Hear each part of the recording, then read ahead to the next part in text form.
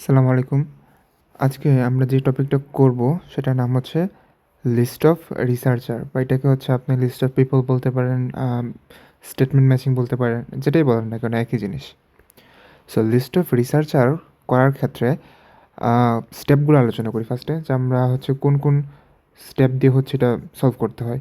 So first স্টেপে আপনার কাজ হচ্ছে এই যে আপনার স্টেটমেন্টগুলো দেওয়া আছে, এই স্টেটমেন্টগুলো খুব ভালো করে পড়ে নেওয়া এবং এর মধ্য থেকে কিছু কিছু গুরুত্বপূর্ণ ওয়ার্ডকে পিক করা, যেগুলোকে আমরা কিওয়ার্ড হিসেবে বলি আর কি, যেগুলোকে আমরা কিওয়ার্ড বলি।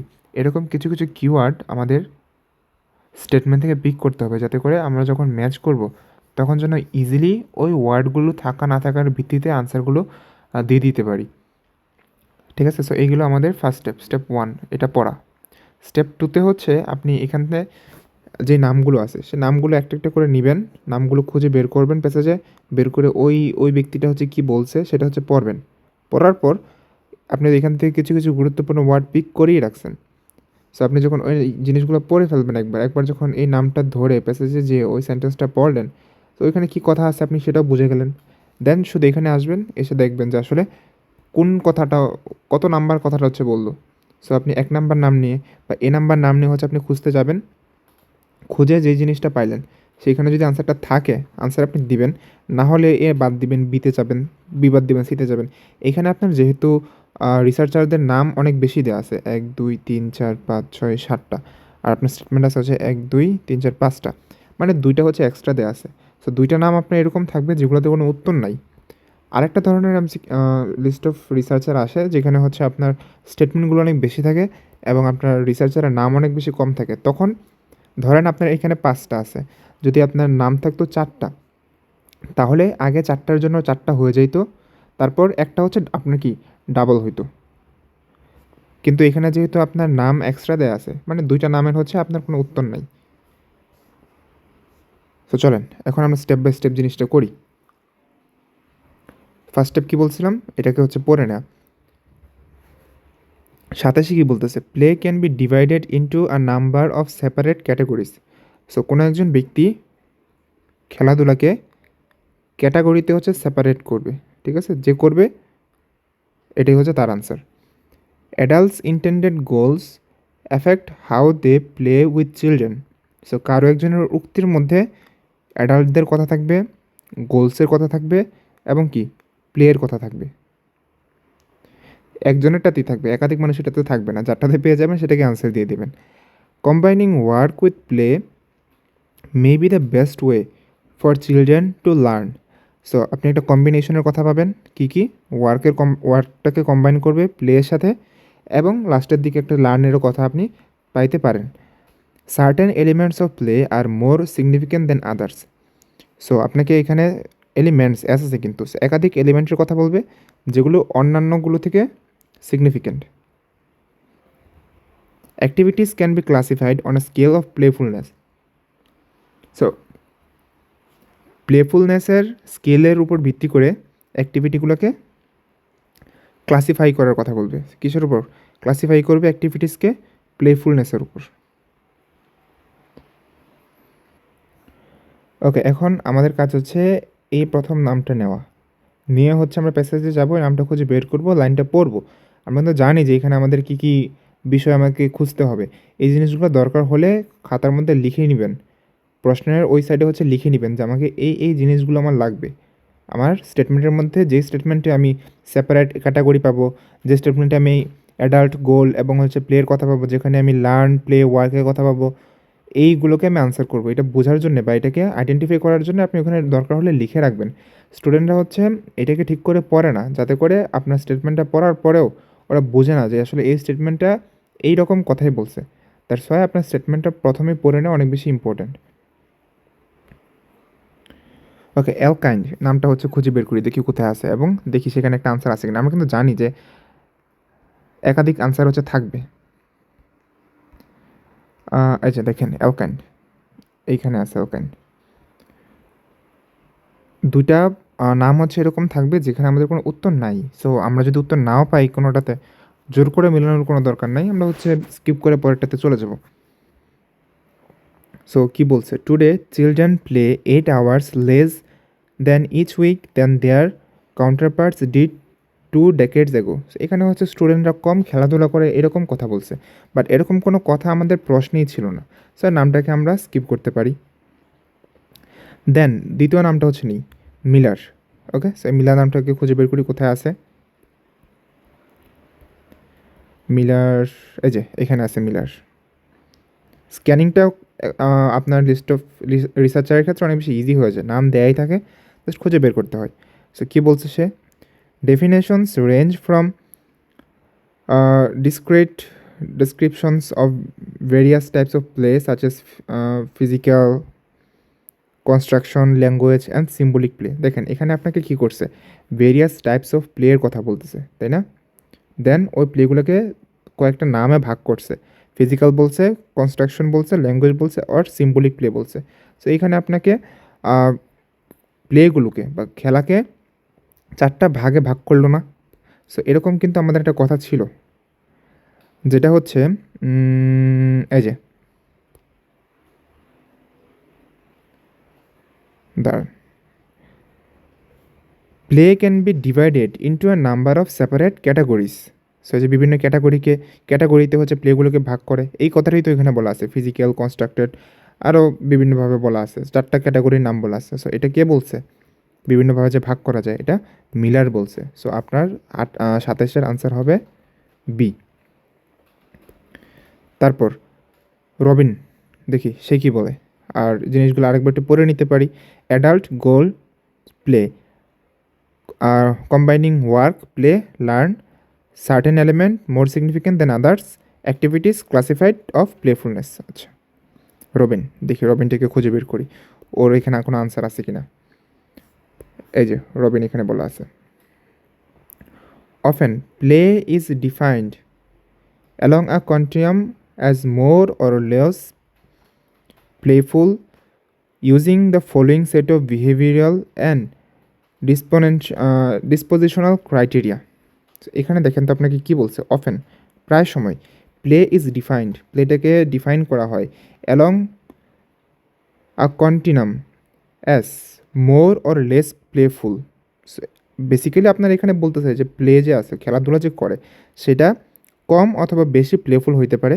দেন ইচ্ছা আবার এখানে আপনার 2টা সেট অফ ক্রাইটেরিয়ার কথা বলা আছে। তো বেসিক্যালি আপনাকে এখানে এটাই বলতেছে যে প্লেফুলনেস বা প্লেফুলনেসের উপর ভিত্তি করে একটা স্কেল আছে প্লেফুলনেসটাকে আপনার বোঝার জন্যে। So often play is defined along a continuum as more or less playful. So প্লেটাকে প্লেফুলনেসে ভাগ করা যায় বা একটা স্কেল থাকে, there is a scale of playfulness for play. Okay, তার মানে আপনার দেখেন এরকম একটা কথা কিন্তু আমাদের ছিল, এই যে প্লেফুলনেসটা দিয়ে হচ্ছে কি ক্লাসিফাইড করবে বা আলাদা করবে, activities can be classified on a scale of playfulness. So আপনাকে 2টা অ্যাক্টিভিটির কথা বলা ছিল এখানে, কী কী ছিল আপনার হচ্ছে এই যে বিহেভিয়ারাল অ্যান্ড ডিসপোজিশনাল ক্রাইটেরিয়া। সো আপনার 2টা ক্রাইটেরিয়ার কথা বলা আছে বা 2টা হচ্ছে অ্যাক্টিভিটিসের কথা বলা আছে, এবং সেটাকে কী দ্বারা ক্লাসিফাইড করবে, প্লেফুলনেস দ্বারা ক্লাসিফাইড করবে, সেটা কি কম প্লেফুল নাকি লেস প্লেফুল। সো এটা কে বলছে, এটা বলছে হচ্ছে আপনার রবিন। সো এটা আপনার 31-এর আনসার হচ্ছে সি। একটু অ্যাডভার্টাইজ করে নিই মাঝখান দিয়ে, ঠিক আছে, ফ্রিতে এত কিছু দিতেছি, সো একটু অ্যাডভার্টাইজ করা যায় না।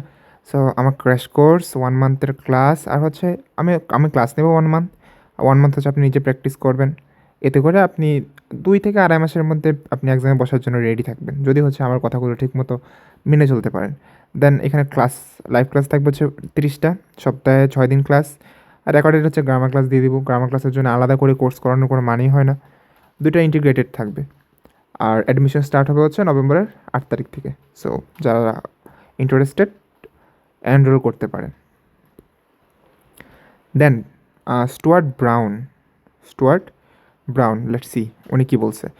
আর আমাদের কাছে কয়টা বাকি আছে, 3টা বাকি আছে। কী কী থাকবে, গোল, অ্যাডাল্ট এবং প্লে, ওয়ার্ক, প্লে, লার্ন, দেন হচ্ছে কিছু এলিমেন্ট অন্যগুলো থেকে বেশি ইম্পর্টেন্ট। ওকে, আমরা স্টুয়ার্ট ব্রাউন খুঁজতেছি। সো স্টুয়ার্ট ব্রাউন ওইখানে ছিল, নামগুলো হচ্ছে সিরিয়ালি আসে, ঠিক আছে, আপনারা হচ্ছে সিরিয়ালি হচ্ছে খুঁজবেন। স্টুয়ার্ট ব্রাউন, এরকম করে কি দেয়া নেই নাকি?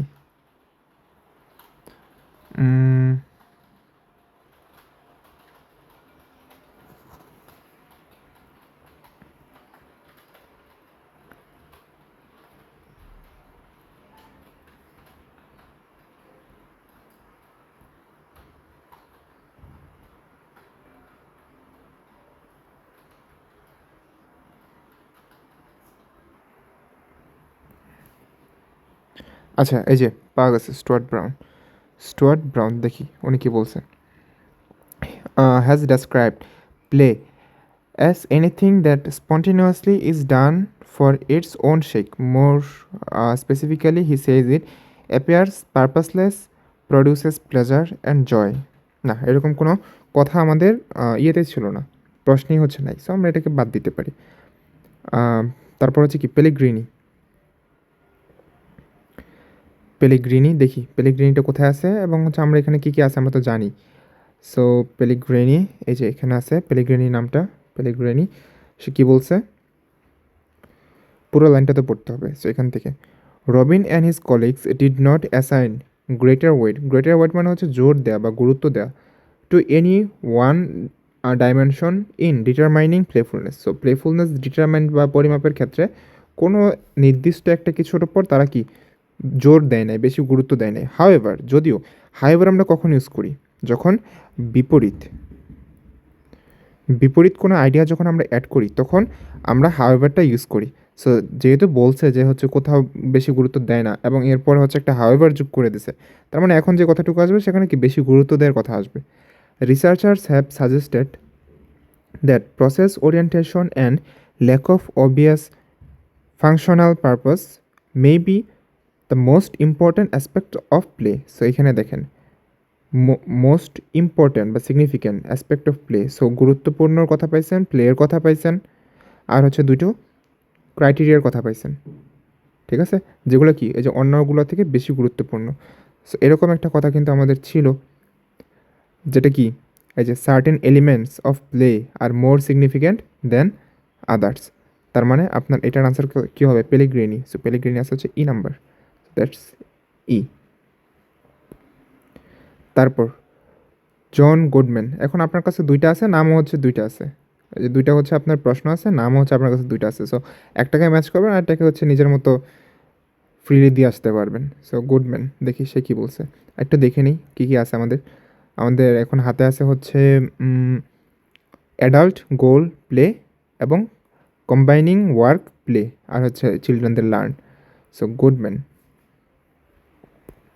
এখানে আছে গুডম্যান। সো কী বলে, suggested that hybrid form of work and play are not a detriment to learning. So Learno আছে, rather they can provide optimal context for learning. So আপনি ওনার স্টেটমেন্টের মধ্যে ওয়ার্ক পাইছেন, প্লে পাইছেন, লার্ন পেয়ে গেছেন, আর কিছু লাগবে না আপনাকে আর কিছুই খুঁজতে হবে না। সো আপনি এটাকে আনসার দিয়ে দেন, এই যে ওয়ার্ক প্লে লার্ন। সেটা আনসার কার হবে, এটা আপনার হচ্ছে এফ। এখন যেটা হচ্ছে আপনার কাছে বাকি আছে, এটাতে আপনি জি আনসার দিয়ে দেন। আর তো কিছু নাই আপনার কাছে, নামও নাই, নামও একটা আছে, প্রশ্ন হচ্ছে একটাই আছে। তাও খুঁজে দেখি নামটা কী ছিল। নাম হচ্ছে আপনার পাসেক, পুরোটুকু পড়তেছি না, পাসেকটাই পড়তেছি। সো খুঁজে বের করি, আর এখানে কী কী থাকবে, অ্যাডাল্ট থাকবে, গোল থাকবে এবং প্লেয়ের কথা থাকবে। সো হ্যার ইট ইজ পাসেক। আমি কালকে আরেকটা ভিডিও আপলোড দেবো, সেইটা হচ্ছে যেগুলো হচ্ছে এরকম কোটেশন মার্ক দিয়ে স্টেটমেন্টগুলো থাকে ওইগুলোর ওপর, এগুলো তো কোটেশন দেওয়া নেই। সো তখন ওইটা নিয়ে হচ্ছে ওই ভিডিওতে আলোচনা করবো না। ওকে, সো কী বলতেছে লাইনটা পড়ি। দ্য অ্যাডাল্টস, এই অ্যাডাল্টের মেনশন পাইছেন, রোল ইন প্লেয়ার মেনশন পেয়ে গেছেন, অ্যাডাল্ট প্লে, আর হচ্ছে এখন কি গোল লাগবে, এই যে এডুকেশনাল গোল, শেষ। That's it, as simple as that. So আপনার 28-এর আনসার হচ্ছে জি তাহলে।